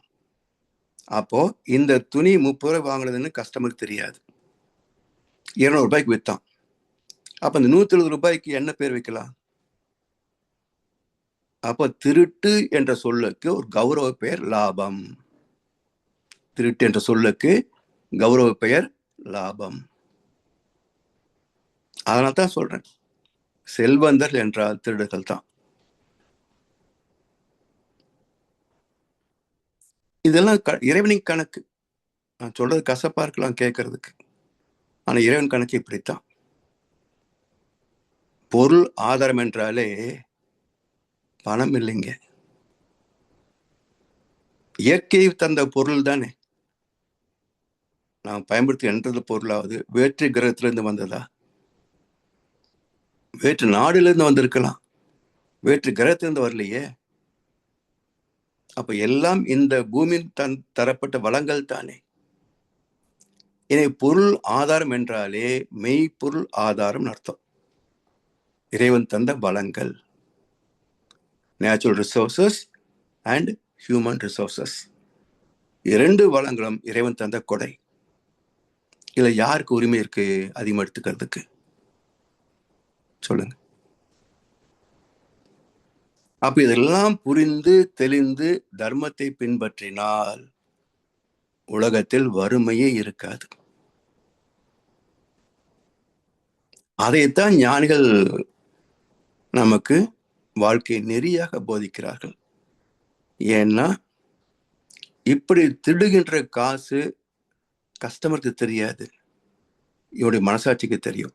என்ன விலைக்கு வாங்கினோம், எவ்வளவு வித்தோம், எவ்வளவு லாபம் இவனுக்கு தெரியும். தன் நெஞ்சு அறிவது பொய்யற்க, பொய்த்த பின் தன் நெஞ்சு தன்னை சுடும். சுடும்போது தலைமுறை மாறி இருக்கும், மூன்றாவது தலைமுறை. கோயம்புத்தூர்ல சோபா கார்னர்னு ஒரு வீதிக்கு தன் பேர் வச்சுக்கிட்டாங்க. ஒரே தலைமுறை சாம்ராஜ்யம் அழிஞ்சு போச்சு. ஒரே தலைமுறை, 3 தலைமுறை கிடையாது, ஒரே தலைமுறை. எந்த உச்சத்தை தொட்டார்களோ அதல பாதாளத்தில் இன்னைக்கு அந்த கடையே கிடையாது. பார்க்கிறோம். அதனால் நாம் போடுற கணக்கு போட்டுக்கிட்டே போலாம். இவன் போட்ட கணக்கொன்று, அவன் போட்ட கணக்கொன்று. யார் போட்ட கணக்குக்கோ இருவரும் இலக்காகி நின்றதே முடிவானது. யார் போட்ட கணக்குக்கோ எல்லோரும் இரையாகி நின்றதே முடிவானது. இதுதான் இறைவனின் கணக்கு. அதனால சில செய்திகள் நமக்கு கசப்பா தான் இருக்கும். இப்படியெல்லாம் பார்த்தா பழைக்க முடியுமான்னு இருக்கும். ஆனா நாமும் நம் சந்ததிகளும் நிறைவாக வாழ வேண்டுமென்றால் இந்த சிக்கன வழியை விட்டு வேற வழியே கிடையாது. வேற வழியே கிடையாது. அதனால ஒழுக்கம், கடமை, ஈகை இணைந்த அறநெறி வாழ்க்கை மட்டுமே நமக்கு பாதுகாப்பானது தவிர, எனக்கு சாமர்த்தியம் இருக்கு, வாய்ப்பு இருக்கு, நான் லஞ்சம் வாங்குவேன், ஊழல் பண்ணுவேன், அயுகுத்தனம் பண்ணுவேன், காலேஜ் வர பொண்ணுகளை ரேப் பண்ணுவேன், ஆனா சட்டத்துல சிக்க மாட்டேன். சிக்காது. ஆண்டவன் தப்பிப்பியா என்ன? நீ ஜட்ஜுக்கே காசு கொடுத்து எஸ்கேப் ஆகலாம். யார் அந்த சாருன்னு. அவனுக்கு தெரியாத அந்த சார் யாருன்னு. கரெக்டா அப்ப பாருங்க, சந்ததியே இருக்காது. சந்ததியே இருக்காது. அப்படி வைப்பான் ஆண்டவன். அது போல இனிது உதவி வாழ பொருள், அருள், அரசு. அருள் துறையும் ஒரு வகை பாவத்துறைகள் தான். ஏன்னா மக்களுக்கு கடவுளை பத்தி தெரியாது. அதை வைத்தே பயமுறுத்தி காசு வாங்கி கௌரவமா வாழ்ந்தா இதுக்கு என்ன பேர்? அதனால தானே மடாதிபதிகளுக்கு ஹார்ட் அட்டாக் வருது. உங்களுக்கு எப்படி ஹார்ட் அட்டாக் வரும்? பாவ கணக்கு. ஏதோ காவி மாட்டிக்கிட்ட புனிதமான அர்த்தம் இல்லை. உடம்பு சுத்தமா இருக்கணும், மனசு சுத்தமா இருக்கணும். அது இல்லாத வேஷங்க எல்லாம் அவங்கள தாங்களே ஏமாத்திக்கிறாங்க. அவ்வளவுதான். ஏதோ மற்றவங்களை ஏமாத்தி வசதி இருக்கிறதா நினைக்கிறாங்க. அவங்களுக்கு அவங்களே ஏமாத்திட்டு பாவத்தை சேர்க்கிறாங்க. அதனால் அருள், பொருள், அருள், அரசு மூன்றுமே மிக எச்சரிக்கையாக இருக்கணும். ஏன்னா பதவி, தலைமை வருகின்ற போது இந்த திருடு சம்பாதிச்சவங்க இருக்கான் பாருங்க, இவன் போய் அவனுக்கு எப்படி புகுத்த முடியுமோ அந்த தப்பு செய்ய வச்சிருவான். அப்போ கரைப்பார் கரைத்தால் கல்லும் கரையும் சொல்லுவாங்க பாருங்க, அவங்க மகான்களா? அப்போ என்ன சொல்ல வேண்டுமா சொல்லினா அவனும் மறந்து பாவத்தை செஞ்சிருவான். அப்ப செய்யாம இருக்கணும்னு சொன்னா மன உறுதி இருக்கணும், வாழ்க்கையில துறவு இருக்கணும். அது வேண்டாம்ப்பா பாவ காசு. ஆண்டவன் கொடுத்த வாய்ப்பு எனக்கு எம்எல்ஏ மந்திரியா பண்ணியிருக்கான். இதை வச்சு மக்களுக்கு என்ன நல்லா செய்வேனோ அது செய்வேன். அந்த புண்ணியம் போதும். இந்த பணம் எல்லாம் எனக்கு வேண்டாம். விநாயகனே வினை தீர்ப்பவனே. இது மாதிரி பதவி, அதிகாரம் கையில வந்து நிக்கிற போது லஞ்சத்தை கொடுத்து தனக்கு காரியத்தை சாதிக்க வரான் பாருங்க. அந்த நேரத்தில் விநாயகனோடு ஒன்றி நின்றால், முருகனோடு ஒன்றி இருந்தால், வந்த வினையும் வருகின்ற வல்வினையும், முருகா இவன் கொண்டு பாவத்தை தரனா, இவங்கிட்ட என்னை காப்பாத்துன்னு சொன்னா இறைவன் காப்பாத்துவான். வாங்கிட்டு ஜெயிலுக்கு போகும்போது போய் இறைவனை காப்பாத்துன்னு சொல்லி ஒட்டக பூஜை பண்ணாலும் போகாது, யானை பூஜை பண்ணாலும் போகாது, வழக்கரீஸ்வரில் போய் யாகம் நடத்தினாலும் போகாது. யாருக்கு போச்சு? அதனால இதெல்லாம் தெளிவாக புரிந்து கொண்டு இந்த ஜீவந்தம் வந்த வழியிலே கலங்கப்பட்டிருக்கிறது. அப்ப பிறப்பின் நோக்கம் என்ன என்றால், வினை பதிவாம் சுமையை விடுத்து தூய்மை பெறவே. மனித பிறப்பு என்பதை கொண்டு வந்த பாவங்களை கழிப்பதும் புதிதாக பாவங்களை சேர்க்காமல் வாழ்வதுதான் வாழ்க்கை. சொத்து சேர்க்கிற வாழ்க்கை இல்லை, பாவத்தை சேர்க்கக்கூடாது. அதுதான் வாழ்க்கையை தவிர, இங்க எவ்வளவு சொத்து சேர்த்து வச்சிருக்கிறோம், எங்க அப்பா எவ்வளவு கோடி சேர்த்தான், நான் இன்னும் இத்தனை கோடி சேர்த்தாதான் என் பையனுக்கு ஆகும், அவனும் சில கோடி சேர்த்துட்டே போன வச்சுங்களேன், கோடிகள் சேரும், கூடவே பாவங்களும் சேரும். பறந்து பறந்து பணம் தேடி பாவ குளத்தில் நீராடி பிறந்து வந்த நாள் முதலாய் பேராசையுடன் உறவாடி அப்படி இறந்தவனே சுமந்தவன் இறந்துட்டான். அதை இருப்பவனு எண்ணி பார்க்க மறந்துட்டான். அப்போ இந்த சைக்கிள் தொடரும். இந்த பாவ கணக்கு தொடர்ந்து கொண்டே இருக்கும். அதனால் இனிது உதவி வாழ பொருள் அருள் அரசு இணைந்தால் ஆம் இவை இந்நாள் பலர் கண்டுள்ளார். இதெல்லாம் தெரியுது, கண்டுட்டாங்க. ஆனா மாறிட்டாங்களான்றதுதான் கேள்விக்குறி.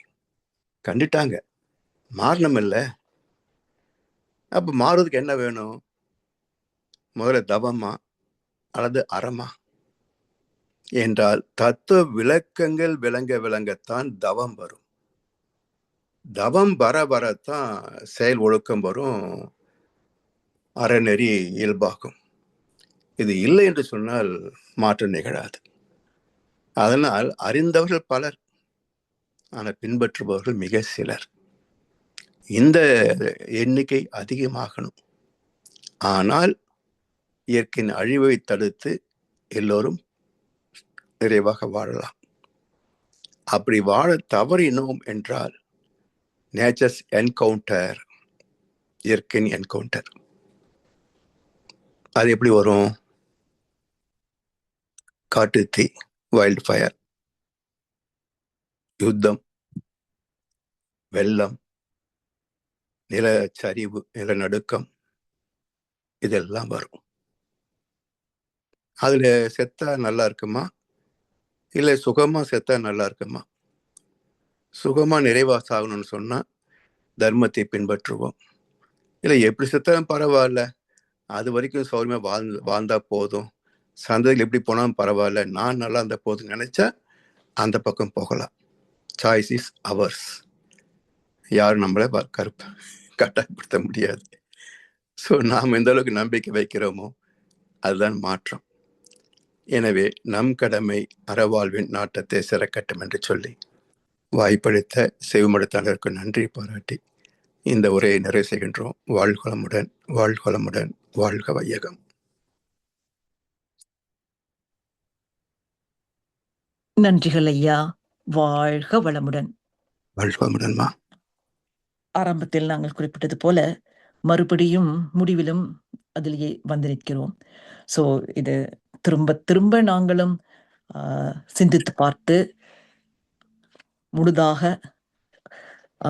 அறிவு மேம்பட வைத்து திரும்ப திரும்ப இது போன்ற நற்சிந்தனைகளில் நாமும் கலந்து கொண்டால் மட்டும்தான் எம்மாலும் ஒரு நிலைக்கு உயர முடியும். அதற்கு உங்களுடைய இந்த சொற்பொழிவுகள் பல வகையிலும் உதவியாக அமைகிறது ஐயா. தெளிவாக எங்களை வழிநடத்த உதவுகிறது. மிகவும் நன்றிகள் ஐயா. வாழ்க வளமுடன். நன்றிமா. வாழ்க வளமுடன்.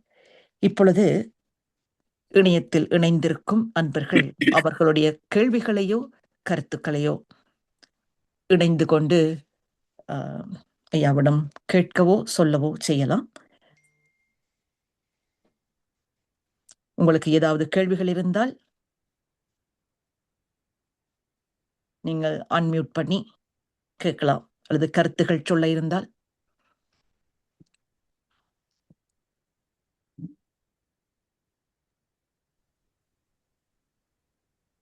வாழ்க வளமுடன் ஐயா. வாழ்க வளமுடன் ஐயா. சொல்லுங்கள். இந்த முதல் வரி, முதல் தனிமனிதன் மூலதனம் வியாபாரங்கள் சமுதாயத்தில் பலரை ஏழ்மையாக்கும். அப்ப மகரிஷி இங்கு குறிப்பிடுகின்ற போது தனிமனித மூலதனம் இப்படிப்பட்ட ஒரு நிலையில தான் வந்து முடியும் என்ற ஒரு கருத்தை கூறுகின்றது. எப்படிப்பட்ட மூலதனங்களை மகரிஷி தன்னுடைய உலக நல திட்டங்களை குறிப்பிடுகிறார் ஐயா? இதை பார்க்கின்ற போது தனிமனித மூலதனம் ஏற்புடையது அல்ல. தனிமனித திட்டத்தை ஒழித்து கூட்டுறவு முறை, எல்லாமே கூட்டுறவு முறை. பணமே கிடையாது, பணமே கிடையாது. இப்போ உலக மக்களே வந்து ஆர்டிபிஷியல் இன்டெலிஜென்ஸ் இருக்கு இல்லைங்களா, ஏஐ, அதுகிட்ட கேட்குறாங்க ஒரு கேள்வி, எப்படி மக்கள் வந்து எந்த போட்டி பொறாமை வறுமை இல்லாம வாழ முடியும்னு கேட்டா, ம். அது சொல்லுகின்ற அனாலிட்டிக்கல் ஆன்சர் என்னன்னு பாத்தீங்கன்னா, ஒரு ஆளுக்கு ஒரு வீட்டுக்கு மேல கூடாது, ம். பணம் இருக்கக்கூடாது. ம். மனுஷன் கண்டுபிடிச்ச ஒரு டிவைஸே மனுஷனுக்கு அட்வைஸ் பண்ணுது. உன்னுடைய பிரச்சனைக்கு காரணம் தீர்வு ஒரு ஆளுக்கு ஒரு வீட்டுக்கு மேல இருக்கக்கூடாது, பணமே உலகத்துல இருக்கக்கூடாது. சாமி அதான் சொல்றாங்க, கூட்டுறவு முறையில உழைக்கணும். ம். உழைப்புக்கு ஒரு டோக்கன் தரப்படும், டோக்கனுக்கு உணவு கிடைக்கும், உடை கிடைக்கும். ம். ம். அவ்வளவுதான். யாருக்கும் இங்க சொத்து உரிமை கிடையாது. எல்லாமே ஒன் வேர்ல்ட் கவர்மெண்ட்டுக்கு சொந்தமான வீடுகளாகத்தான் இருக்கும். 10க்கு 10க்கு மேல யாருக்கும் மாளிகை கிடையாது. ம். எல்லாமே ஒரு தம்பதிக்கான வீடு தான் இருக்கும். குழந்தைகளுக்குன்னு தனியா வீடு கிடையாது. அது தனி காப்பகம் மாதிரி அறிஞர்கள் குழந்தைகள் வளர்க்கும் திட்டம். அது தனியா அறிஞர்கள் வளர்த்துருவாங்க. தம்பதிகள் வாழ்வதற்கு 10க்கு 10 ரூம் போதும், ஒரு ரெஸ்ட் ரூம் போதும். 2 பேரும் உழைக்க வேண்டியது, டோக்கன் வாங்க வேண்டியது, சாப்பிடலாம், துணி எடுத்துக்கலாம், அவ்வளவுதான். ஸோ பொருள் துறையில் போட்டியும் பொறாமையும் கிடையாது. சாமான் இதே தானே வந்துருச்சு இல்லையா?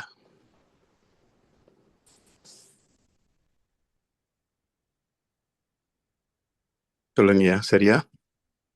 இல்ல புரிகிறது ஐயா. ஆஹ், தனிமனித வாழ்வண்டில் எல்லாமே அது கூட்டுவா. இப்போதைக்கு பாக்குற போது பிரமிப்பா தாங்கய்யா இருக்கும். ம். நீங்க தனி மனிதன் சொல்றோம், இப்போ கம்பெனிஸ் சொல்றோம்.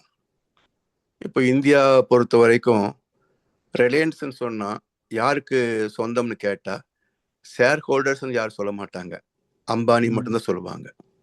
ம். அப்ப அம்பானி தனி மனிதனா ஒரு கம்பெனியா? அப்போ நிறுவனம் மக்களுக்கு சொந்தம். ம்.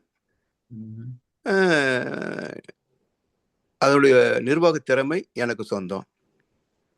இப்ப யார் அதுக்கு சொந்தம்? ஷேர் ஹோல்டர்ஸ் ஒன்றும் கிளைம் பண்ண முடியாது இல்லையா? ம். அதனால இந்த ட்ரஸ்ட் ஆக்ட், ப்ரொப்பர்ட்டிஷிப் ஆக்ட், ப்ரொப்பர்ட்டிஸ் கூட பரவாயில்ல, இந்த private limited, public limited, trust, இது எல்லாமே சமூகத்தின் வளத்தை தனிநபருக்கு மாற்றுகின்ற ஒரு திருட்டுத்தனம் தான். இங்க இப்போ தமிழ்நாட்டில் சொல்லணும்னா ரெய்டு நடக்குது, ஆனா யாரையும் அவங்க சிறையில தள்ள முடியல. காரணம் என்னன்னா எல்லாமே கம்பெனி பேர்ல இருக்கும். கம்பெனி இஸ் ஸ்டாட்டுட்டரி பாடி. அது யாரும் சீஸ் பண்ணவோ அரெஸ்ட் பண்ண முடியாது.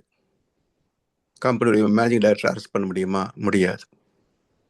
அப்ப எல்லா திருடர்களும், ஒரு கட்சிக்கு 300 சில்லற கம்பெனி இருக்குங்கய்யா, இன்னொரு கட்சிக்கு 200 சில்லறதுக்கு மேல கம்பெனி இருக்கு.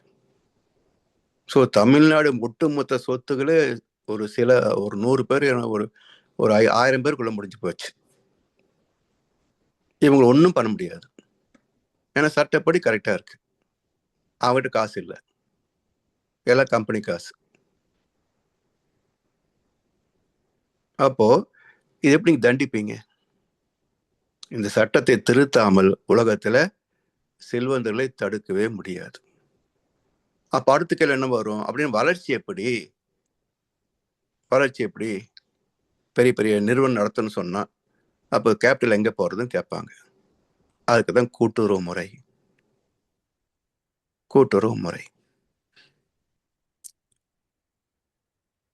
அப்போ உழைப்பவர்களே பங்கெடுத்துக்கலாம், பற்றாக்குறைக்கு வங்கியிலிருந்து உதவி பெற்றுக் கொள்ளலாம். அந்த தொழிலை செய்து வரக்கூடிய வருமானத்தை அவர்களே ஷேர் பண்ணிக்கலாம். இது இவரு கவிஞர் உடுமலை நாராயண கவின்னு ஒருத்தர் இருந்தார். அவர் 1950ஸ்லயோ 60s வந்த ஒரு பாட்டு, நம்ம நாட்டுக்கு பொருத்தம் நாமே நடத்தும் கூட்டு பண்ணை விவசாயம், பட்ட பாட்டுக்கு தகுந்த ஆதாயம் உண்டு, பழைய கொள்கைகளை விடுவது நியாயம். ஒற்றை குடித்தனம் 10 காணியில் உழுது பாடுபட முடியாது. ஒரு 10 குடித்தனம் 100 காணியில் பங்காய் உழைப்பது தான் தோது. அருமையான பிரின்சிபல். சின்ன சின்ன பூமி வச்சிருந்தீங்க, நீங்க எப்படி டெக்னாலஜிக்கல் கல்டிவேஷன் பண்ண முடியும்? அதுவே நீங்க 5 ஏக்கர் சேர்த்து 100 ஏக்கர் பண்ணிட்டீங்கன்னா லேட்டஸ்ட் டெக்னாலஜி யூஸ் பண்ணலாம். அப்போ லேபர் குறைவா இருக்கும், இன்புட் ரா மெட்டீரியல்ஸ் செலவு குறைவா இருக்கும், வரக்கூடிய இன்கம் கம்ஃபர்டபுளா இருக்கும். இவங்க 1 ஏக்கர் 2 ஏக்கர் வச்சுட்டு விவசாயம் பார்த்தா எல்லாமே காஸ்ட்லியா இருக்கும், விலைக்கும் யாரும் வாங்க மாட்டான், அடிமாட்டு விலைக்கு விற்க வேண்டியிருக்கும். அப்போ வாங்கி வைக்கின்ற வியாபாரி 5 வருஷத்துல கோடீஸ்வரன் ஆயிடுறான். ஆனா பரம்பரையா விவசாயம் பார்க்குற யாரும் கோடீஸ்வரன் ஆனதாக சரித்திரமே இல்லையே இந்தியாவில். அப்ப இந்த அவலத்தை நீக்கணும்னு இன்னும் எந்த அரசாங்கமும் முயற்சி எடுக்கலையே. பேசுறாங்க விவசாயம் பேசுறாங்க, ஆனா விவசாயிக்கு அந்த நன்மை போய் சேர்ந்ததான்னு சொன்னா இல்லையே.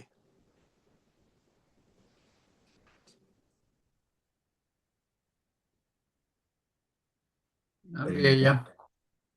வாழ்கம் ரனியா. நன்றிகள் ஐயா. வேறு யாராவது? ஐயா வாழ்க வளமுடன். வாழ்கம் ரனியா. கொஞ்சம் நிகழ்ச்சிக்கு வேற தாமதம் ஆயிட்டது இன்றைக்கு. இருந்தா கூட காலமே யோசிச்ச ஒரு கேள்வி கேட்கணும் என்றுதான் இருந்தது. ஆனா கொஞ்சம் அது கிட்ட அந்த சப்ஜெக்ட் நீங்க வந்திருக்கிறீங்க, அதனால கேட்கலாமோன்னு யோசிக்கிறேன். ஆனா அதே நேரத்துல நீங்க சொல்றீங்க, இப்ப நாங்கள் எங்களை மட்டும்தான் திருத்த முடியும், எங்களைத்தான் பார்த்து கொள்ளணும், மற்றவர்களை பற்றி கவலைப்படாத என்ற ஒரு விதியும் இருக்குது. அதை மீற முடியுமோ எனக்கு தெரியல. ஆனா எனக்கு என்ன யோசனை வருதுண்டா, இப்ப இந்த மேற்கத்திய சமூகத்துல சிலர் குழந்தை குட்டிகளே விரும்புறாங்க, இல்ல வேண்டாமலே இருக்கிறாங்க. அப்ப அவங்களுக்கு அந்த கர்மா பாவப்பதிவு 2 வாய்களே அதங்கால அடுத்த சந்ததிக்கு போறதுக்கு இடமே இல்லாம போகுது உண்டு. அடுத்தது இன்னும் வேற சமயங்களை பாவ மன்னிப்பு அப்படின்னு கொடுத்துருக்குறாங்க. அதனால ஒருக்கா செய்தா கூட அவங்க அதுக்கு ஒரு தீர்வை கண்டுட்டு சமய இடத்துல போய் திருப்பி அதையே செய்தா கூட அவர் பிடிச்சு என்ன சொல்றது, சிறையில போடுறது இல்லை. திருப்பி செய்துட்டியா அப்ப திருந்திக்கோன்னு சொல்லி திருப்பி ஒரு புத்திமதியை சொல்லி அனுப்பினான். அப்ப அவைகளுக்கு எங்களை மாதிரி இந்த தத்துவங்கள்லயோ இல்லாட்டி இந்த கர்மாவிலேயோ இல்லாட்டி இந்த பாவங்கள் வினைகள் வருமன்றதுலயோ அடுத்த பிறப்பில நாங்க கஷ்டப்படுவோம்ன்றதுலயோ நம்பிக்கை இல்லாதபடியால் பல தவறுகள் நடந்து கொண்டே இருக்குது. அப்ப அதெல்லாம் நாங்க அதை பற்றி யோசிக்கலாமா, இல்லாட்டி அதை பற்றி எல்லாம் தீர்வு இருக்குமா? யோசித்தால் தான் ஒரு தெளிவுக்கு வர முடியும். அந்த தெளிவிலே பிறக்கக்கூடிய இன்னொரு தெளிவு என்னன்னா, இந்த உலகத்தை நாம் மாற்ற முடியாது. யார் மாறணும்னு நினைக்கிறாங்களோ, நம்மகிட்ட வர்றாங்களோ, அவர்களுக்கு சேவை செய்யலாம். மற்றபடி நம்ம என்ன பண்ண முடியும்? ஒன்றும் பண்ண முடியாது. அப்ப என்ன ஆகுது? Nature will take its own course. இந்த வழியில இருந்தால் எப்படி பைபிள் என்ன சொல்றாங்க, அழிவு காலம் வரும். யாரெல்லாம் யோவான் கப்பலில் ஏறுகிறார்களோ அவர்கள் பிழைப்பார்கள். அப்ப யோவான் கப்பல் எது? தனியா ஒண்ணு வருமா? அப்படி இல்லை. யாரெல்லாம் தர்மத்தின்படி வாழ்கிறார்களோ அவர்கள் காப்பாற்றப்படுவார்கள். இத பகவத்கீதையில தெளிவா சொல்லுது. யார் கர்ம யோகிகளாக வாழ்கிறார்களோ அவர்களை பிரளயங்கள் தீண்டுவதில்லை. பிரளயங்கள் நேச்சுரல் கலாமிட்டிஸ், நேச்சர்ஸ் என்கவுண்டர்ஸ், அது தீண்டுவதில்லை. அப்போ இன்னைக்கு எல்லாம் சில நிகழ்ச்சிகள் பார்க்குறோம், வெள்ளப்பெருக்கு, நிலநடுக்கம், நிலச்சரிவு, சேர்த்து வச்ச பங்களா சொத்துல என்னாச்சுங்க, அப்படியே சரிஞ்சு மண்ணோட மண்ணா போயிடுது. காட்டுத்தீ பெரிய பிரச்சனை. ஆமா. ஸோ இதெல்லாம் காரணம் என்னன்னு பார்த்தீங்கன்னா, இந்த தனிமனிதனுடைய அயோக்கியத்தனம் அதிகமாகி இந்த பூமியில நெகட்டிவ் ஃபோர்ஸ் நிறைய ஆயிடுச்சுங்க. ஸோ எப்படி டிப்ரெஷன் கிரியேட் ஆச்சுன்னா புயல் வருகிறது, வெள்ளம் வருகிறதோ, அதே போல நெகட்டிவ் ஃபோர்ஸ் அதிகமாச்சுன்னு சொன்னா nature's encounter will come into force. ம். அதை தவிர்க்கவே முடியாது. தவிர்க்க முடியாது. பஞ்சபூதங்களை சேர்ந்து அதற்கு பஞ்சபூதம் தீர்வான சேர்ந்து, ஏன்னா பஞ்சபூதங்கள் தான் டைரக்ட் கண்ட்ரோல் இருக்கு. நீங்க எந்த புலி கோட்டத்தால கூப்பிட்டு இப்ப மனுஷன்லாம் சாப்பிட்டோன்னு சொல்ல முடியுமா? இல்ல வேற எந்த விலங்குலையாவது ஏவி விட்டு மனித இனத்தை அழிக்க முடியுமா? ஆமா, முடியாது. அப்போ நேச்சுரல் லா, அதனுடைய கண்ட்ரோல் இருக்கக்கூடிய பஞ்சபூதங்கள். பஞ்சபூதத்துல தான் நமக்கு அடி விழுகும். ஸோ தப்பிக்கணும்னு சொன்னா ஒழுங்கா வாழ்ந்து போ, இல்ல அடிபட்டு சாகுறேன்னா சாவு.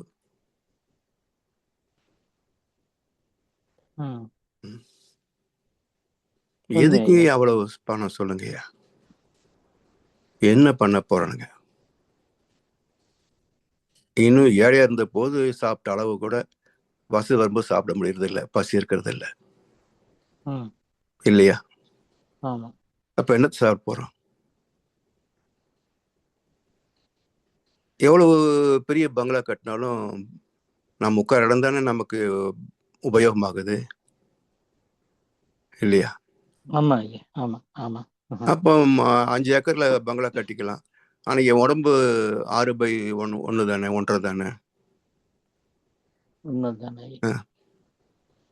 அப்ப இதெல்லாம் தெளிவைக்கிறது ஆன்மீகம். இந்த ஆன்மீகம் உலகத்துல எங்கேயுமே இல்லையே, இல்லைங்களா? உலகளாவ பாத்தீங்கன்னா இதை பேசக்கூடிய உறவுக்கு இருக்குது. இப்ப நீங்க சொன்னது போல ஞாயிற்றுக்கிழமை பாவ மன்னிப்பு தராங்கன்னு சொன்னா, பைபிள் என்ன சொல்லுது? இப்போ செய்த பாவத்துக்கு நான் உனக்கு ரிலீஃப் தரேன், மேற்கொண்டு இதையே செய்யாதே. பைபிள் என்ன சொல்றாங்கன்னா, உன் விசுவாசம் உன்னை ரட்சித்தது, மேற்கொண்டு துன்பம் வாராதபடிக்கு நீ பாவம் செய்யாதிருப்பாயாக. அதான் பைபிள் சொல்லுது. நீ வாரம் பண்ணிட்டு வா, ஞாயிற்றுக்கிழமை நான் உன்னை சுத்தம் பண்ணிடுறேன் யாரும் சொல்லலையே.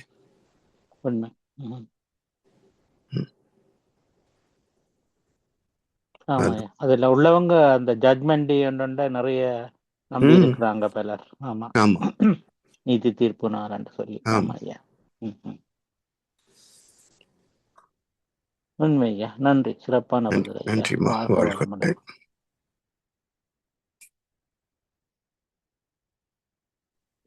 நன்றிகள் ஐயா. நன்றிம்மா. வேறு யாராவது? இல்லை என்று நினைக்கிறேன் ஐயா. இத்துடன் இந்த நிகழ்ச்சியை நிறைவுக்கு கொண்டு வரப்போகிறோம்.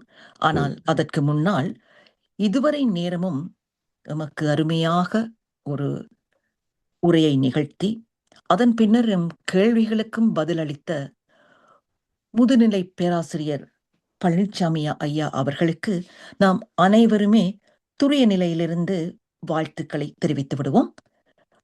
அருள்நிதி பழனிச்சாமி ஐயா அவர்கள், அருள்நிதி பழனிச்சாமி ஐயா அவர்களின் உடல் நலம், மனவளம், பொருளாதார வளம், பேராசிரியர் அவர்களின் அன்பு குடும்பம், அருள்நிதி பழனிச்சாமி ஐயா அவர்களின் வேதாத்திரிய தொண்டு, வாழ்க வளமுடன். இதுவரையும் எம் நிகழ்ச்சியில் இணைந்திருந்த வேதாத்திரிய அன்பர்களுக்கும் எமக்கு சிறப்புரை வழங்கிய முதுநிலை பேராசிரியர் பழனிச்சாமி ஐயா அவர்களுக்கும் நன்றிகளை தெரிவித்துக் கொண்டு, ஆக்கத்துறையில் அறிவை செலுத்து, ஊக்கமுடன் உழை, உயர்வு நிச்சயம் என்ற மகரிஷியின் வார்த்தைகளை உங்கள் நினைவில் விதைத்து இன்றைய நிகழ்ச்சியை இத்துடன் இனிதே நிறைவுக்கு கொண்டு வருவோம். வாழ்க வளமுடன்.